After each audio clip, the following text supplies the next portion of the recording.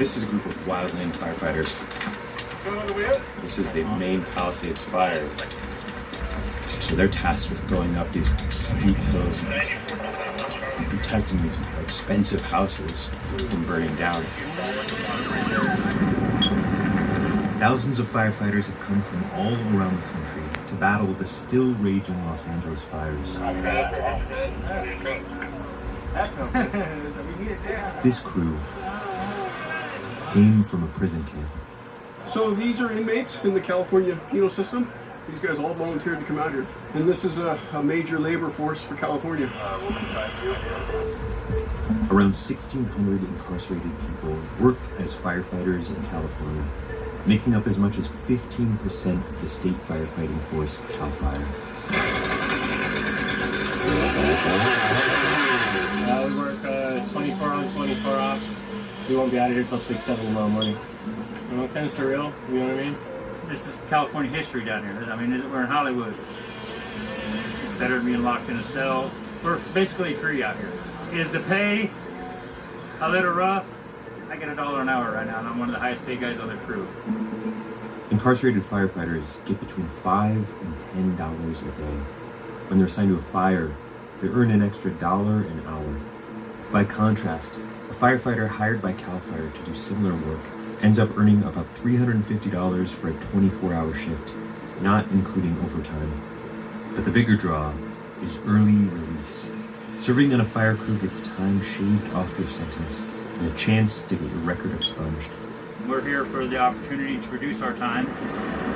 Anything I can do to go home a day or two earlier, I'm going to be there to do it. After a 24-hour shift and then a 24-hour rest, the crew is back at work. Now, the job changes from fighting fires to helping prevent them. This is the arduous work of just clearing this area and making sure it's safe and stopping the fires before they start. This is work that these guys do all year round. It doesn't just happen when there's wildfires. We do this Monday through Friday. This is what we do every day, fire or not. When we talk to other groups and they're doing the same stuff we're doing, and we talk to them, how much you guys getting paid? Oh, we're getting paid $20 an hour, or we're getting paid this much a day. You be like, dang. At the end of the month, we probably make like $100. Something that somebody probably making like half a day.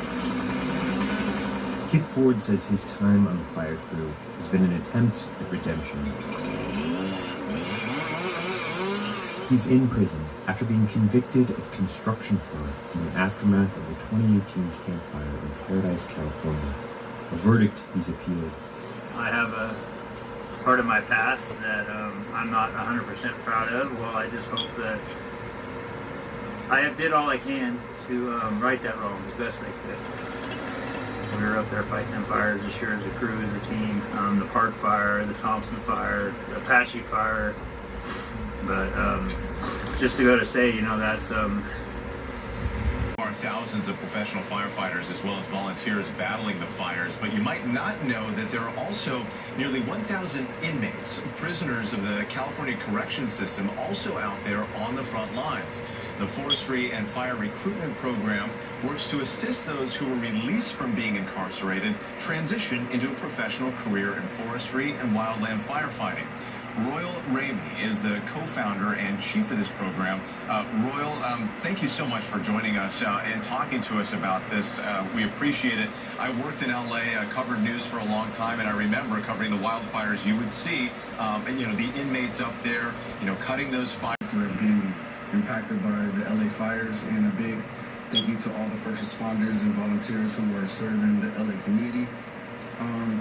So what we do pretty much is 4 ways we do it. So we recruit, we train, we help them get a job, and then we mentor them throughout their career. And we're so proud that we have our graduates that came out of our program out there in LA right now fighting those fires, and we're proud of them.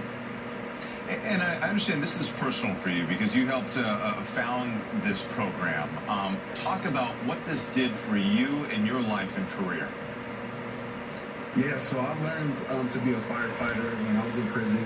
I was a part of the California Fire Camps program, which trains, deploys those that are incarcerated to fight wildfires. And since the 1940s, thousands of people have gone through this program, and it really changed my life. It gave me an opportunity for a career path, but it was difficult, coming home and understanding the process of actually becoming a firefighter. And I consider myself a modern-day Harriet Tubman, and wanted to give other folks the opportunity to pursue a career in firefighting. Let me ask you this. There is some criticism, some people suggesting that, look, this is the state just taking advantage of cheap labor, right? Like where you can get some of these inmates and they might make a few bucks a day and they're doing this, life-threatening, difficult work. What would you say to them? How would you respond to that criticism? It is a voluntary program. There's a lot of benefits that come with it. You get better food. You get visits in the park-like setting. Dormitory living. You get out in the community and folks are eligible to get time off. But for me, it exposed me to that career that I love now, and that's one of the reasons why I started FFRP. So for me, my experience was kind of a roller coaster, mentally, physically, emotionally. But for me, I turned that negative into a positive, and I found a career path that that I love, and I'm just trying to help others find their path too. Royal Ramey, thank A better future. Tonight, an inside look at the partnership between the state and CAL FIRE as they prepare for the brunt of fire season. It's a really good inside look at something you'll see only on CBS 13. Andrew Hobner takes us to a correctional camp in Nevada County. Washington Ridge Camp doesn't feel like a correctional facility. This place, it's a chance to figure it out. Get away from the hustle and bustle. To the men clad in orange jumpsuits, it is, and it isn't. It pretty much takes away the CDCR part of this experience. When we go out to fires, the public is very supportive, very happy to see us. The captains treat us as men. Jamil Thomas is serving time for a weapons charge and says the prison environment is very different than what we see at camp. It's very racially segregated. So say this person over here does something I have nothing to do with. That involves me now. This place here is completely, you are held accountable. In the mornings, he goes outside, takes in the mountain air, and reads books on spirituality. And we got a saying, if you're not happy here, you're just not happy. Firefighters here aren't paid much at all by normal standards, but even from within, there is a push for them to make a more livable wage. We have no issues in camp treating these guys with the respect of a firefighter. That's what they are. Inside the camp, individual inmates and groups have responsibility for different aspects of the firefighting team. They treat us just like, basically a firefighter. We are firefighters. And for men like Thomas who are hoping to better themselves after prison, that's how they want it. This is something I'm interested in doing, and it gave me a chance to really figure out and see, hey, being a good person and doing good things, there's rewards and benefits to that. Fred Money with CDCR says the program reintroduces a degree of humanity back within his correctional officers as well. They themselves know that the inmates that they're taking out there, the inmates that they're housing, they are giving back to society. These guys absolutely give back to society. And there have been more changes. AB 2187 was signed into law allowing those that complete the program to have their records expunged, which opens the door for EMT certifications and the chance to become a municipal firefighter. There's also a training center in Ventura that serves as a re-entry program with full-time opportunities for CAL FIRE at the end, paying roughly $2,800 a month. We have several inmates previously incarcerated, individuals that are now running their own hand crews, their own firing operations out there on the street. As we prepare to head back to Sacramento, a real fire call goes out. And the men of Washington Ridge Camp head out to the front lines once again. As Thomas says, doing what they came here to do. I think that there should be more of this and more programs out there because, again, it shows you a different way, and at the same time, you are held accountable. You may be surprised to hear about 20% of California's fire crews are inmates. To take part in the program, the prisoners cannot be convicted of certain crimes, including arson. Chris Martinez shows us how the program is changing lives. They're among the first to hit the front lines of California's dangerous wildfires. The orange uniforms let you know these firefighters are inmates. It's a big opportunity. Robert Lane joined California's inmate firefighter program about 5 years ago. He saw it as a chance for redemption. Tell me what you were in for. It's a violent crime. It was a GBI. What's that? Great bodily injury. I'm giving back to the community for what I did. The voluntary program is the largest of its kind in the country. Alvarez. Inmates are given basic training, taught to dig fire containment lines and clear paths so other crews can reach the flames. We're going to work on our access road, okay? They put their lives on the line for $2 a day. It is dangerous work, and it is a volunteer program. So we shouldn't take it for granted just because they're inmates that they have to be out there. We're not really called based on the back of this clothes. We're treated as firefighters. And that's a good feeling. It is a good feeling. Got it.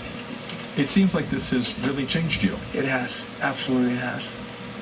It has. It lets you know that you're worth something. A sense of pride Robert says he'll carry with him when he's released from prison later this year. Chris Martinez, CBS News, Yucaipa, California. When it really hit me, I looked over and there was this mother bawling, and she had about a 12-year-old son in the car with her. I just remember looking at him, how scared he was, and it's going to be okay. It's like midnight. I mean, there was no sun coming through at all. When we initially got into the town of Paradise there, we started noticing spot fires that weren't reported. And then once we got to the top there was traffic everywhere. We were trying to get traffic out of there. It was stopped. We knew if we didn't get the traffic flowing, it was going to be bad, really bad. We were at the point we were sending cars down bike trails, anything to get that traffic flowing. I've never seen a fire like that. I've never seen so much actual flames around people fleeing. It was all the way up to the roadway, and at some points it was on the road. I've never seen devastation like that. As we came up to the intersection of Pearson and Clark, we started utilizing the PA, rolling our windows down, telling people, hey, turn around, get out of Paradise. We can't get them up at that point to Magalia. We can't get them down Skyway. So we were really just kind of sitting ducks there. So I was directing traffic, watching the flames get closer and closer. I could see my house. I was probably about 400 yards from my house. I could see it. Between where I was and my house is a ravine. I was kind of making in my mind, okay, when the fire gets to here, it's going to be time to go. Well, that entire ravine lit on fire at one time, about 40 yards wide, as long as I could see, just lit up, and watched my house catch on fire.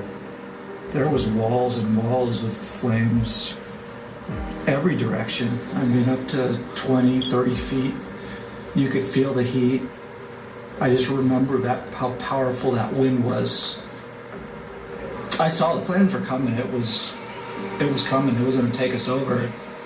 And so we were on our P saying, hey, once this overtakes us, come running back up towards us. We're all going to shelter in place up here. At that point, I was asking dispatch, we need air.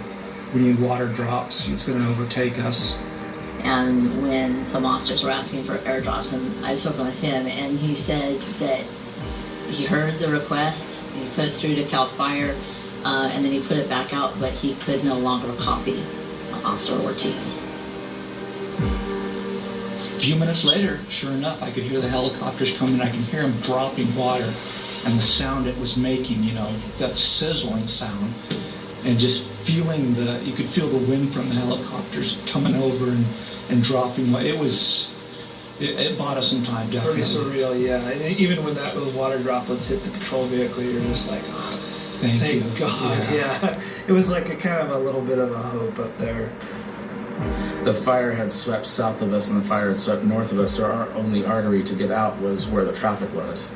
Okay, we're going to shelter in place in the Ace Hardware parking lot. I got together with one of the supervisors from probation, and we actually wrote down the names just so we had a log in case we didn't make it out. We heard that they were trapped on the radio. We could hear it in their voice that they knew something was going to happen, and they were just trying to get as many people away from it as possible, that they were going to stay with the ones that they had. We were going to try to find them a way out. I know they were stuck at the Ace Hardware near Skyway, and we could see where the holdup was for the traffic getting out of there. Had we had not opened up Skyway and had Chico PD and SRT and Chico CHP not been there and did what they had done, we probably would have been talking about a different scenario at this point. We actually had air ops from everywhere, and he was just calling out, we need to get them off Skyway, we need to get them off Skyway. I think they're the ones that saved a lot of people. And at that point, like you said, I mean, we were discussing them. We got to get these people out of here. I remember seeing a CAL FIRE truck come down through Skyway, and I stopped them and I say, "Is that makeable? Can we drive through there?" He's like, "It's kind of sketchy. I mean, it's kind of treacherous, but you can try." So Joel and I, we're talking, we got to get these people out of here. So we drove it. Like you said, there was fire everywhere and boulders. We were doing round robins because we had to, because they would freeze. We came up, multiple people that would just stop and froze because the fire was surrounding them.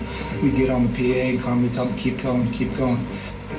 But we were able to get, I think we probably got at least 200 cars through that. I think you realize what you have to do, what the moment kind of brings you, and you just have to take control and you have to do what you need to do. The thing that sticks with me is just seeing those people there, seeing our guys and listening to our guys on the ground that were stuck. That were never, I don't know what was going through their head at the time, but to me it sounded like that they had accepted the fact that they might die and they might have to make that ultimate sacrifice.